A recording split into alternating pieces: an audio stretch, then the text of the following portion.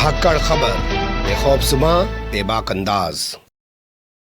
धाकड़ खबर में आपका स्वागत है। मैं आपके साथ हूं अकरम रईस खान। वैश्विक हलचल, जी हां, वैश्विक हलचल का वो ताजा बुलेटिन लेकर एक बार फिर से आपके सामने हाजिर हो चुके हैं, जिसमें बात करते हैं देश दुनिया ही नहीं, गाजा, फिलिस्तीन, इजराइल, ईरान और अब तो लेबनान, सीरिया के साथ साथ दुनिया की बाकी खबरें तो आपके सामने रखते ही हैं। जैसे यूक्रेन की जो जंग चल रही है उससे भी आपको रूबरू कराते हैं। इसके अलावा जो घटनाक्रम ऐसा होता है जिससे आपको अवगत होना चाहिए, उससे भी आपको रूबरू कराने का प्रयास करते हैं। और आसानी से इन तमाम चीजों को आपके सामने इसलिए पेश कर पाता हूं कि कोई रोजाना वक्त निकाल लेते हैं कृष्णकांत जी, यानी के जी, जो भारतीय वायुसेना के रिटायर्ड ऑफिसर हैं और जियो पॉलिटिक्स पर वाकई में अपनी पैनी और गहरी नजर रखते हैं। बहुत शुक्रिया साहब वक्त देने के लिए। थैंक यू मिस्टर अकरम।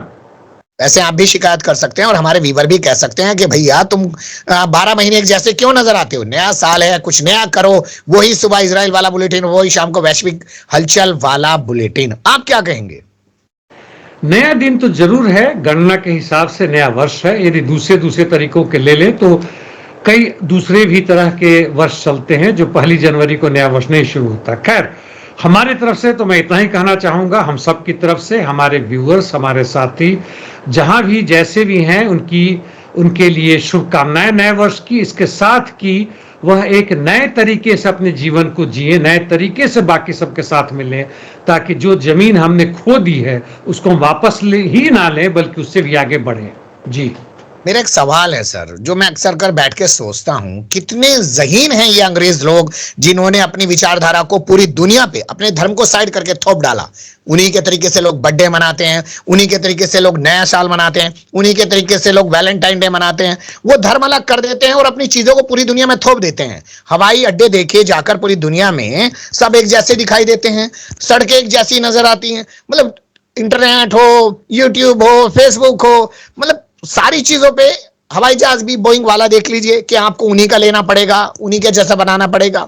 ये सब चीजें वो कैसे कर पाते हैं? विज्ञान का कोई धर्म नहीं होता, कोई देश नहीं होता, ना कोई जाति होती है। अब यदि a+b² का मतलब है a² + 2ab + b², चाहे वो अमेरिका में हो, चाहे भारत में हो, या पाकिस्तान में हो, या उरुग्वे में हो, कोई अंतर नहीं पड़ता, उतना ही रहेगा, भले ही कोई कुछ बोल दे इसके ऊपर ना बोले। हालांकि वह बात अलग है कि हर सभ्यता में नेचुरल साइंस का डेवलपमेंट हुआ, और नेचुरल साइंस मतलब मैथमेटिक्स, फिजिक्स, केमिस्ट्री, ये सब है। उसके साथ साथ सोशल साइंस जैसे पॉलिटिकल इकोनॉमी या फिलॉसफी, ये सब जो बड़े हैं उनका भी, हालांकि थोड़ा सा अंतर होता है, उनका भी विकास हुआ। तो जो आपने बातें की, जैसे हवाई अड्डा और उसके रूल की हम बाएं तरफ से चलें, जहां तक देश की बात है, ठीक है, हम अपने लेफ्ट में चलते हैं, रशिया में जाएंगे तो आप राइट में चलते हैं, वो थोड़ा अंतर हो सकता है। लेकिन जहां तक अंतर्राष्ट्रीय मार्ग होता है, यानी समुद्र में और हवा में, दोनों तरफ हम राइट की तरफ चलते हैं। वह जरूरी है, ना होने से हम एक दूसरे में टकराते रहेंगे, गड़बड़ करते रहेंगे, ना कम्युनिकेट कर पाएंगे, वहां पे जरूरी है। तो यह उनकी धर्म और संस्कृति नहीं, बल्कि यह विज्ञान है जो कि केवल उनका ही नहीं बल्कि हमारा भी विकसित हुआ है और मर्ज हुआ एक दूसरे के साथ। और उदाहरण के लिए, चूंकि मैं फ्लाइंग से हूं, इंटरनेशनल सिविल एविएशन ऑर्गेनाइजेशन जो है ICAO, जिसके, हाँ, अब उसका मेन जो जगह है वह शिकागो या उधर कनाडा के कुछ जगहों में है, या वहां पे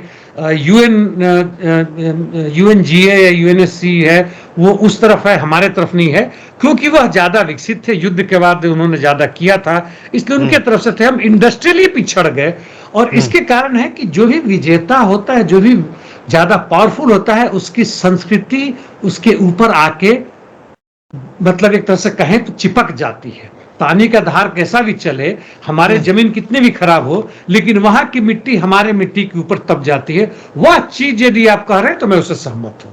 जी, मेरा सवाल मैं थोड़ा सा और आगे बढ़ा लेता हूं। उन्हीं का कैलेंडर क्यों पूरी दुनिया में चलता है? बाकी भी तो लोग हैं ना, सब अपना अपना कैलेंडर लिए घूमते हैं। मेरा नया साल तब शुरू होता है, मेरा नया साल फला दिन शुरू होता है। उनके कैलेंडर इतने प्रभावी क्यों नहीं हो पाए? अब इसका कारण यह है कि वो ब्रिटिश साम्राज्य कहते हैं कि जहां सूर्यास्त नहीं होता था, यानी काफी बड़े क्षेत्र में था, और उनसे मिले हुए बाकी जो जगह बचे थे उसमें कहीं फ्रेंच, कहीं बेल्जियम, इन लोगों का था, बाद में अमेरिका का था। तो नेचुरली इनका, रूस ने भी अपने चेंज कर लिए, चीन ने भी अपने चेंज कर लिए, अपने लैंग्वेज तक चेंज कर लिए। तो अंतर्राष्ट्रीयवाद की बात करें या दुनिया के मजदूरों एक हो की बात करें या वसुधैव कुटुंबकम करें, तो इसमें कोई खराब बात नहीं है। और दूसरी चीज यह है कि जैसे ब्रिटेन में भी पाउंड वगैरह चलाते हैं वजन तौलने के लिए, जबकि मेट्रिक सिस्टम जो फ्रेंच है वह बाकी यूरोपियन देशों ने माना, चूंकि वह ज्यादा वैज्ञानिक है, ज्यादा सटीक है, 10-10, 100-100 जीरो करके करने पे है और समझ में ज्यादा आसानी है, इसलिए उसको माना गया है। और उसका जैसे पृथ्वी गोल चक्कर काटता है 24 घंटे, 23 घंटा 59 मिनट और कुछ मिनट और कुछ सेकंड करके, जो कि 360 दिन के बाद से 361 होता है, उस नेचुरल साइंस से मिला हुआ है, इसलिए वो ज्यादा बेहतर सिस्टम है और उसमें कोई खराब नहीं, उसको हमने अपना लिया है जी। चलिए, वैसे मैं तो बस एक ही बात कहना चाहता हूं अपनी तरफ से इस पूरे बातचीत के दौरान कि वो धर्म को साइड रख के और कामों को आगे करते हैं, इसलिए दुनिया पर आज भी उन्हीं का कब्जा नजर आता है, चाहे वैचारिक तौर पे हो, चाहे उन्होंने मशीनरी के सिस्टम पे हो। चलिए जी, अब शुरुआत करते हैं बुलेटिन की, चलते हैं खबर के पहले हिस्से की तरफ। पाकिस्तान के थे मनमोहन सिंह, वहां पैदा भी हुए। खैर ये अलग बात है कि 10 साल तक प्रधानमंत्री रहते हुए कभी पाकिस्तान उन लोगों की तरह नहीं गए जो कभी पाकिस्तान के नहीं थे, उन्हें गालियां देते हैं। जैसे आप देखिए अटल बिहारी वाजपेयी, नरेंद्र मोदी, वो दौड़ दौड़ के गए, लेकिन उनको तो खूब याद करते हैं, अटल बिहारी वाजपेयी को भी, नरेंद्र मोदी को भी पाकिस्तान में। मनमोहन सिंह को शहबाज शरीफ ने श्रद्धांजलि तक नहीं दी, ऐसे क्यों हुआ? और इनके भाई ने भी नहीं दिया, यानी नवाज शरीफ ने भी नहीं दिया। और इसका कुछ एनालिसिस पाकिस्तान के पत्रकारों ने, अच्छे खासे जो जाने माने हैं विपक्ष के नेताओं ने, यहाँ तक कि विदेश में भी कुछ लोगों ने सवाल उठाए, ट्विटर किए कि ऐसा क्यों हुआ। यह तो एक डिप्लोमेटिक रिलेशन का चीज है।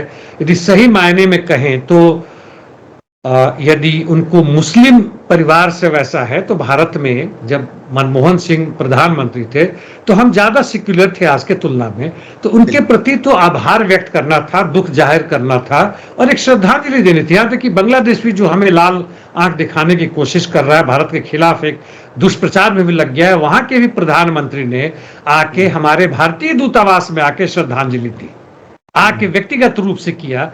और दुनिया के अधिकांश लोगों ने किया, क्योंकि बाई लाज बड़ा न्यूट्रल सहज नेता थे, कम बोलते थे। ठीक है, दक्षिणपंथी, उसमें मैं कहीं से नहीं कर रहा हूं कि यह प्रो पीपुल या प्रो वर्किंग क्लास, नहीं, मैं ये नहीं कर रहा हूं, पूंजीवाद कहते, लेकिन एक अपना इनका अपना व्यक्तित्व था और काफी पढ़े लिखे मात्रा में थे।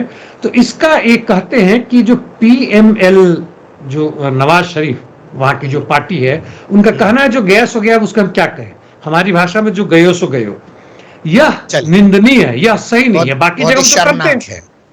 हाँ, बहुत ही शर्मनाक है, क्योंकि ऐसी तस्वीरें उनके गांव से सामने आई और तमाम मीडिया ने दिखाया कि वहां के लोग उनको मोहना कहते थे और उनके लिए दुआएं कर रहे थे, चाहे वो किसी भी धर्म जाति के लोग थे। खैर छोड़ देते हैं, सत्ता ऐसी ही होती है, वो असल में पूंजीवाद के हाथों में खेलती है, वो किसी के जज्बात को नहीं जानती, किसी की भूख को नहीं पहचानती। अगली खबर का रुख करें तो एग्जाम्पल देख लीजिए, क्या पता इस वजह से उन्होंने श्रद्धांजलि ना दी हो। हमारी सरकार ने, यानी कि जो वर्तमान केंद्र में बैठी हुई है, उसने साजिश रची थी मालदीव में सरकार गिराने की मौजू की, और ये बात कोई छोटा मोटा अखबार नहीं कह रहा है, वॉशिंगटन पोस्ट कह रहा है, और यहां सरकार खामोश बैठी हुई है।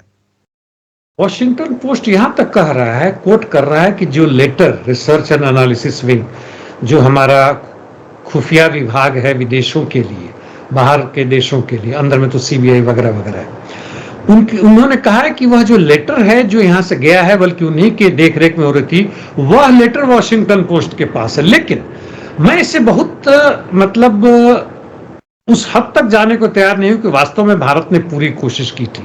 यदि इन्होंने किया था तो मोहम्मद मुइजू, जबकि वहां से इन्होंने भारतीय सैनिक की जो भी टुकड़ियां थी, जो भी टोही विमान था, यहाँ तक कि शिप वगैरह भी थी, उनके खास इकोनॉमिक जोन के देख रखाव के लिए था, वो सब हटा दिए गए थे। और उसके बाद से उन लोगों ने कोशिश की थी, वहां की जो विपक्षी नेता थे, उन्होंने रॉ से, यानी हमारे भारत के जो यहाँ के विदेश मंत्रालय से संपर्क किया था और $6 मिलियन पैसे मांगे थे, ताकि जो इम्पीच किया जाने की कोशिश की थी मोइजू को, राष्ट्रपति को, वहां पे उनके पार्टी से उनके नेताओं को खरीद सके और कर सके। यहां तक कि 3 बड़े पावरफुल जो क्रिमिनल वहां के थे, उन लोगों को भी करने की बात हुई थी, लेकिन कहीं से कर ना करा कि वो ना कर सके, भारत सरकार उससे पीछे हट गया। कि भाई लगता नहीं है कि हम कर पाएंगे, या जो भी कारण हो पैसे तक भी देने से इनकार कर दिए, छोटा मोटा दिया होगा, रॉ का कहा कि तुम इससे दरकिनार हो जाओ।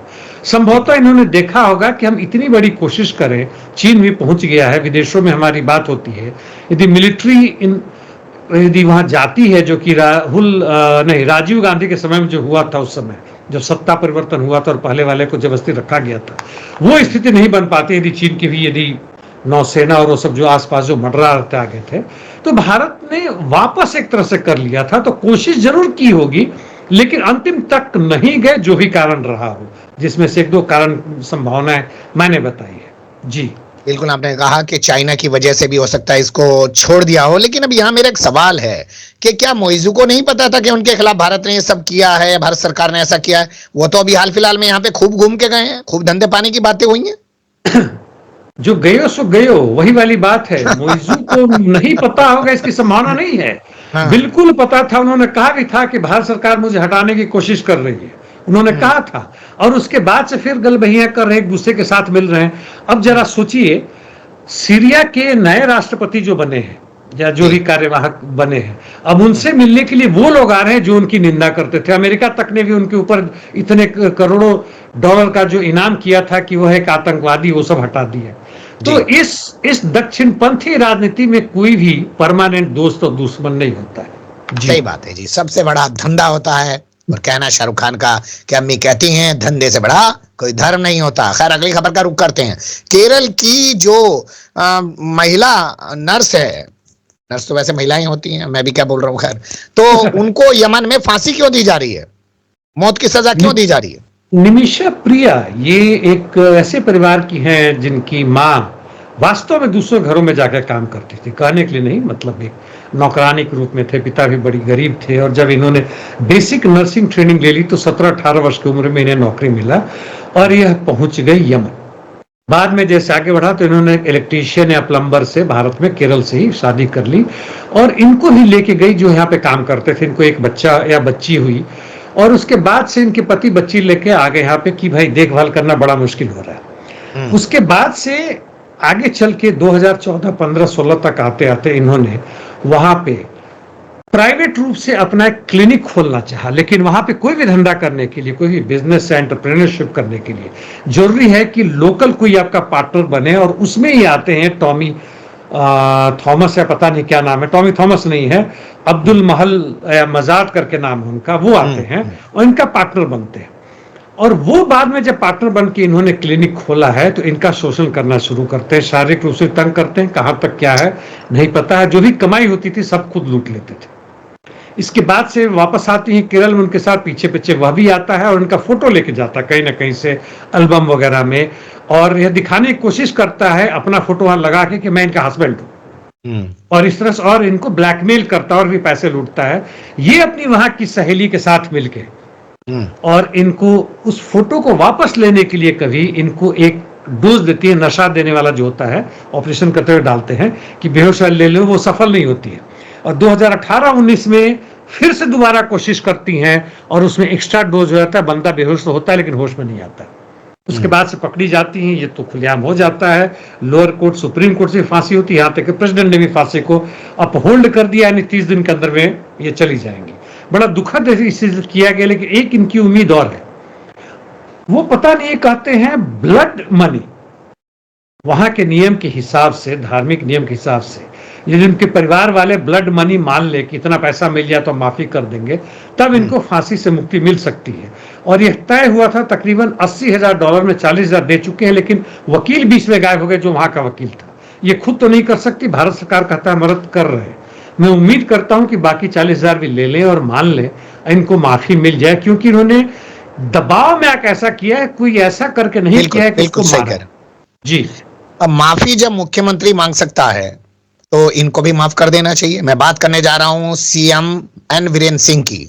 साल भर से जल रहा है पूरा का पूरा मणिपुर, प्रधानमंत्री आज तक गए नहीं है, बंदे ने प्रेस कॉन्फ्रेंस की और बस कह दिया माफ कर देना जी।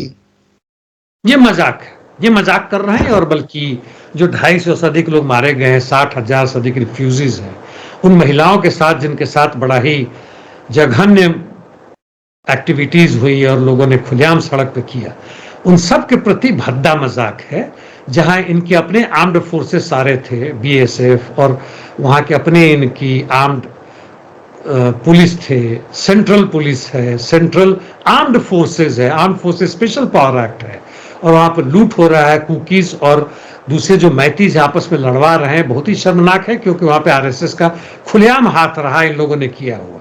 और अब कहते हैं कि माफी मांग रहे हैं एक प्रेस कॉन्फ्रेंस करके अपने ऑफिस में। कम से कम शर्म आती तो इस्तीफा तो दे देते। मैं इनकी माफी से जरा भी खुश नहीं हूं जी। आपने इनका इस्तीफे वाला ड्रामा भी खूब देखा होगा सर। इस्तीफा लेके चले, एक महिला आई, उन्हें फाड़ के फेंक दिया। बताइए, महिला भी उसी टाइम पे आ जाती है सीन के अंदर। वह सब प्रायोजित था, प्री प्लान था, इसमें कुछ नहीं। ये लोग ड्रामा में मास्टर बन चुके हैं, बातचीत करने में, हवा बनाने में, फेक वीडियो और न्यूज बनाने में। ये लोग मास्टर बन चुके हैं, उनका आधार ही वही है। जनता इनका आधार नहीं है जी। चलिए, अब जिनका आधार है उनकी बात करते हैं, यानी कि चाइना, जो पूरी दुनिया में सबसे आगे निकलने की होड़ में लगा हुआ है अपने आधार के दम पर। पहला संबोधन दिया नए साल पर शी जिनपिंग ने, और दो मुद्दे उठाए, ताइवान का और कोविड का। क्या मैसेज देना चाहते हैं वो?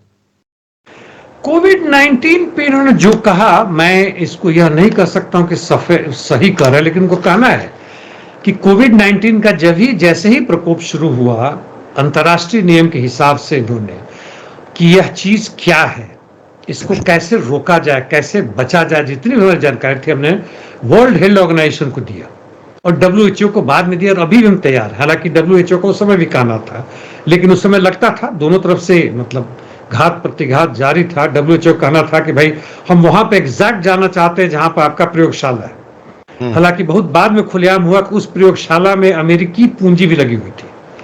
यानी इस साम्राज्यवादी व्यवस्था में कौन एक दूसरे के साथ घुसा हुआ कहां है हमें नहीं पता। करोड़ों लोग मतलब बेकार हो गए, मर गए। हमारे अपने देश में 44 लोग करीब मरे गए।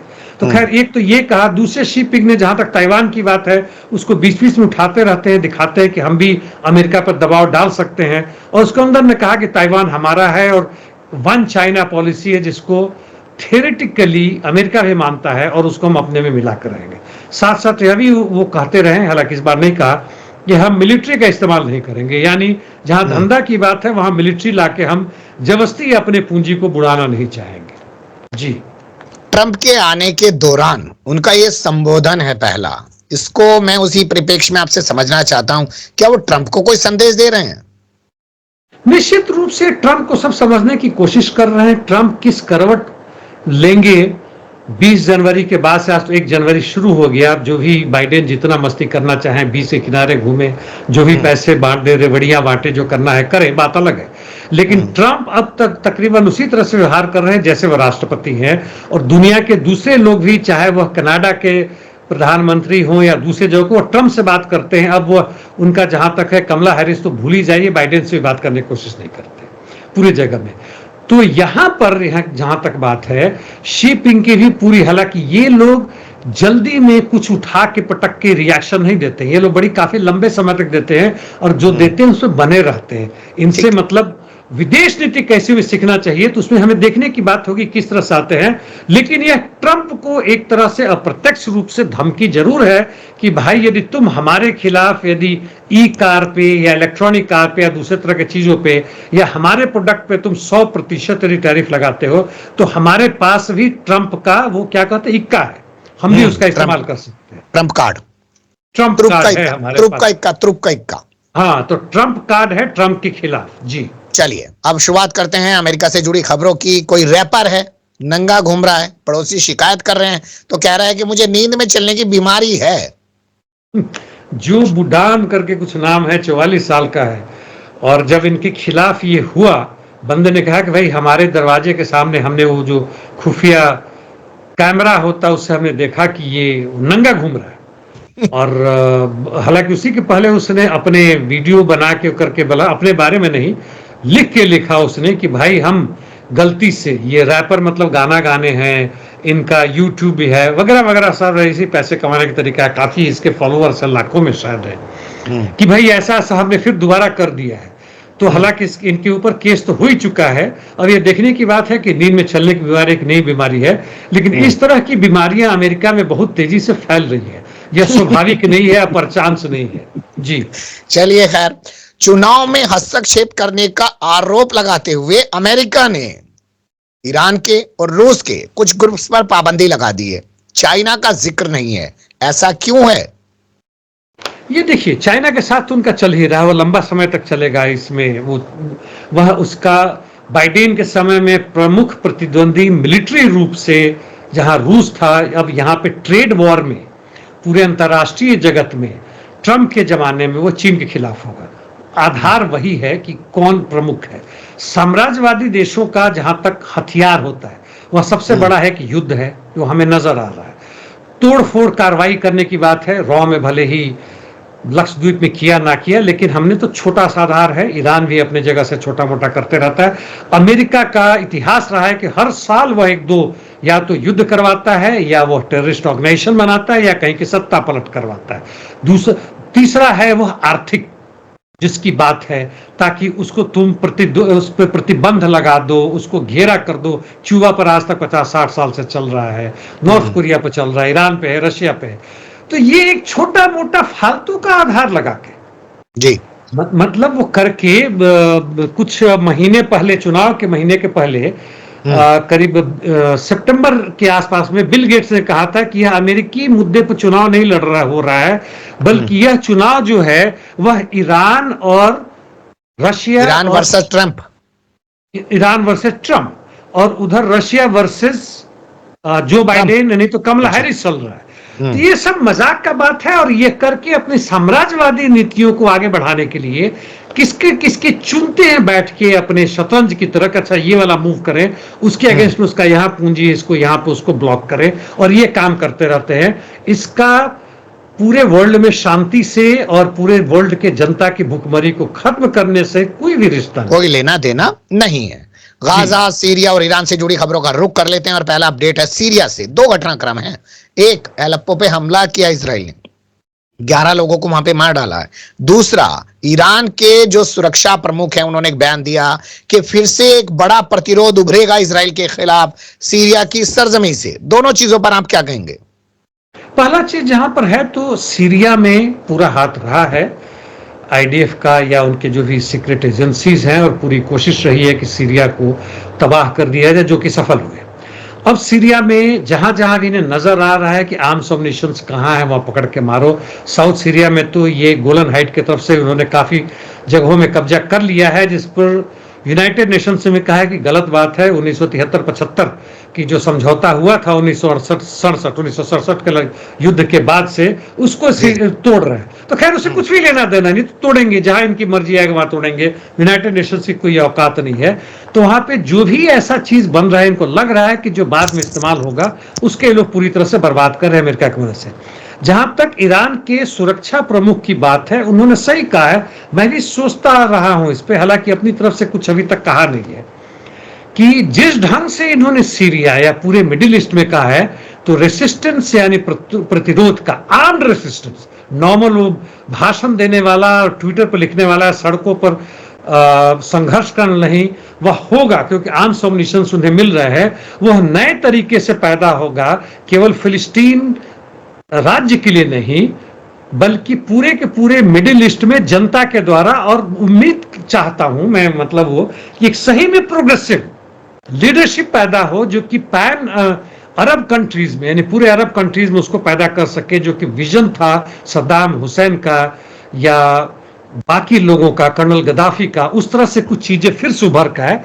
तो उनकी बात से मैं वहीं तक सहमत हूं, लेकिन उनके देख रेख में ना होके सही में एक नया नेतृत्व पैदा हो। ठीक है, अब शुरू करते हैं गाजा की खबर। और यहाँ जो पहला अपडेट है वो है याह्या सिनवार से जुड़ा हुआ, जो अब इस दुनिया में नहीं रहे हैं, लेकिन जब तक वो थे तो इसराइल का सबसे बड़ा सरदर्द वही बने हुए थे। 7 अक्टूबर के लिए भी उन्हीं को जिम्मेदार ठहराया जाता था।